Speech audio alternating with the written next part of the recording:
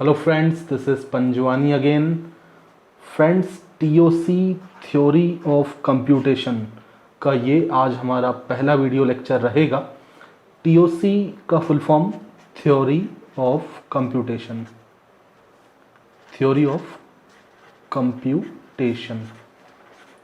ठीक है, इसको कई सारी यूनिवर्सिटीज़ में थ्योरी ऑफ कंप्यूटेशन भी कहा जाता है और कई सारी जगहों पे, कई सारी यूनिवर्सिटीज़ में आप देखोगे इसका नाम होता है थ्योरी ऑफ ऑटोमेटा।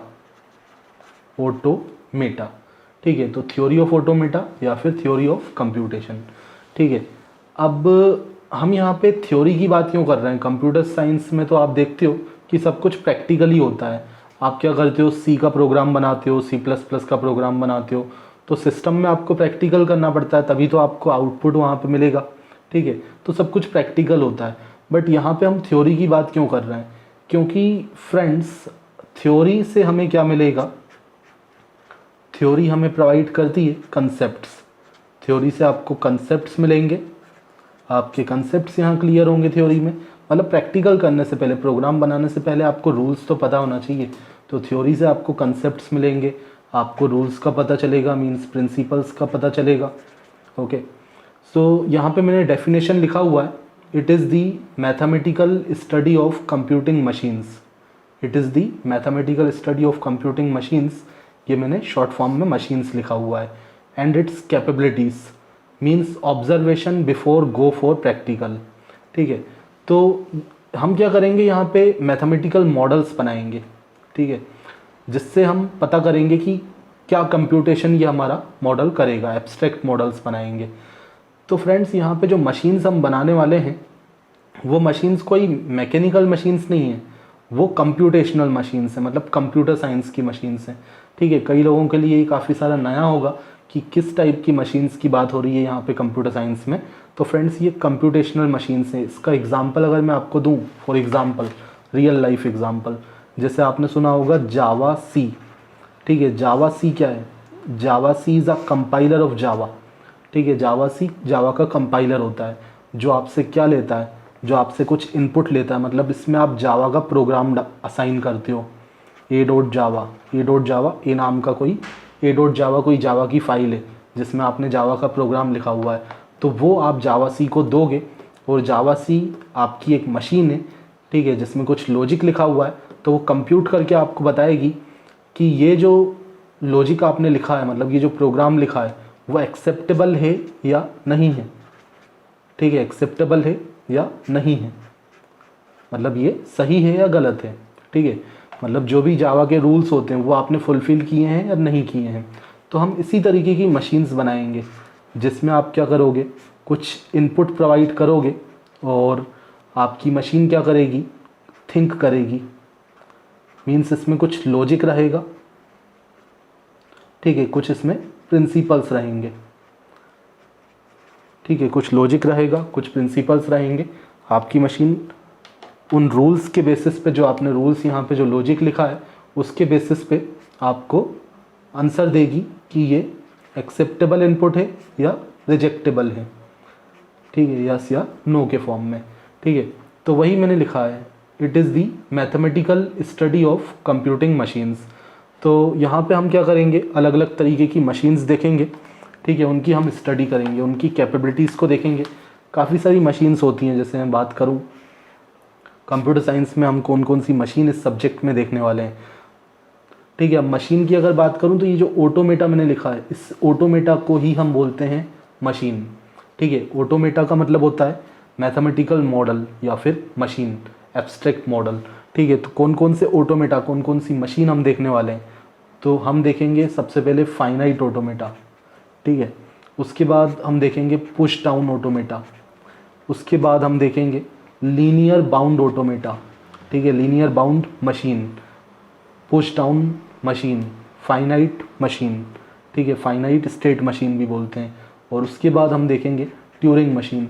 तो अलग अलग मशीन की अलग अलग कंप्यूटेशनल पावर होता है, अलग अलग कैपेबिलिटीज़ होती हैं, अलग अलग रूल होता है और सबके अंदर अलग अलग तरीके का लैंग्वेज दिया जाता है, अलग अलग तरीके का इनपुट दिया जाता है। जैसे हमने बात किया जावा सी के अंदर आप क्या करोगे, जावा लैंग्वेज का इनपुट दोगे, उसके अकॉर्डिंग वो आपको बताएगा कि ये वैलिड आपका जावा का प्रोग्राम है या नहीं है। फॉर एग्जांपल तो ये जावा सी क्या हो गया, एक मशीन हो गया, ठीक है। ये क्या है, कंपाइलर है। तो मतलब इससे आपको काफ़ी सारी चीज़ें क्लियर होंगी कैसे आपका कंपाइलर वर्क करता है।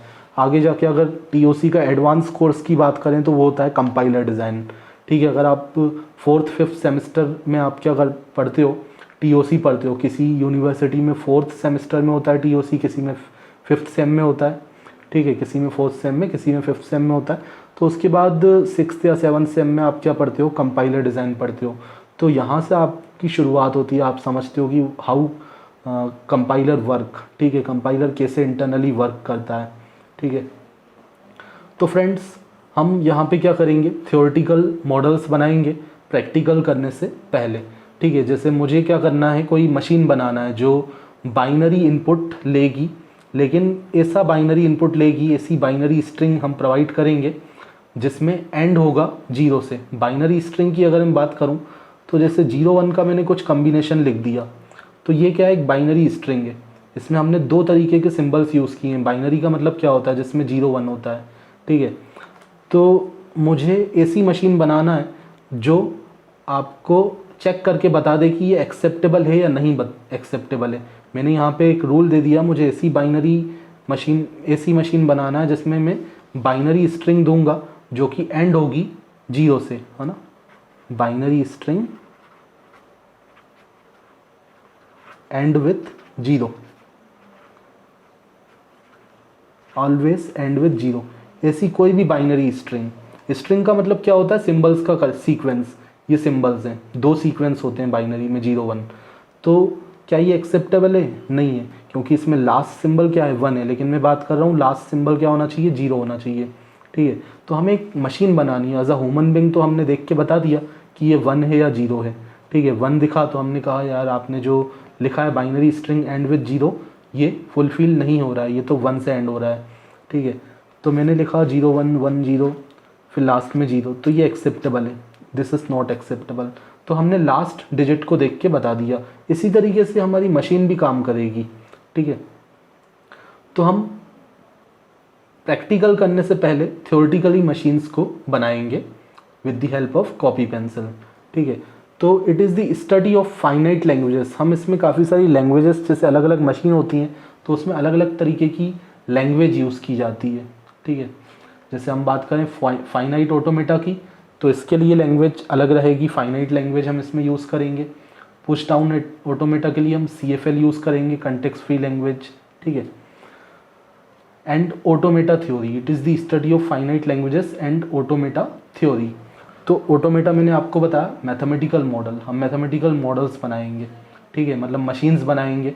हम देखेंगे अलग अलग तरीके के इनपुट्स के लिए, ठीक है। जैसे मुझे बनाना है machine binary string and with 0 के लिए, तो उसके लिए एक अलग मशीन बनेगी। या फिर मैंने कहा बाइनरी स्ट्रिंग स्टार्ट विथ 1, ऐसी सारी बाइनरी स्ट्रिंग जो 1 से स्टार्ट होगी, ठीक है। जैसे ये 1 से स्टार्ट हो रहा है तो इसके लिए एक अलग मशीन बनेगी। मैंने लिखा 1 1 0 0 1। तो ये सब किसकी बात हो रही है, ऐसी बाइनरी स्ट्रिंग मुझे एक्सेप्ट करवाना है मशीन से जिसमें स्टार्ट हो रहा है 1 से। या मैंने कहा वो सारी बाइनरी स्ट्रिंग मेरी एक्सेप्ट होनी चाहिए जिसकी लेंथ कितनी हो, 3 हो, तो उसके लिए एक अलग मशीन बनेगी, ठीक है। हमेशा इसमें लेंथ कितना है, 3 है। तो अलग अलग तरीके के इनपुट्स के लिए, मतलब अलग अलग तरीके की लैंग्वेज के लिए, मतलब चाहता हूँ मैं अलग अलग इस तरीके की स्ट्रिंग्स रहें, इसके अलावा ना रहें, तो सबके लिए अलग अलग मुझे मशीन्स बनाना पड़ेगा। तो हम सीखेंगे मशीन्स बनाना। ये सारी अलग अलग मशीन्स हैं, finite automata, push down automata, linear bound automata, Turing machine, ठीक है। तो यहाँ पे आपने समझा theory of computation means observation before go for practical, ठीक है। मतलब आप पहले थ्योरेटिकली आप पेपर पेंसिल से वर्क करोगे प्रैक्टिकली इम्प्लीमेंट करने से पहले। तो यही है थ्योरी ऑफ कंप्यूटेशन। सीखेंगे आगे 1 by 1। Thanks for watching.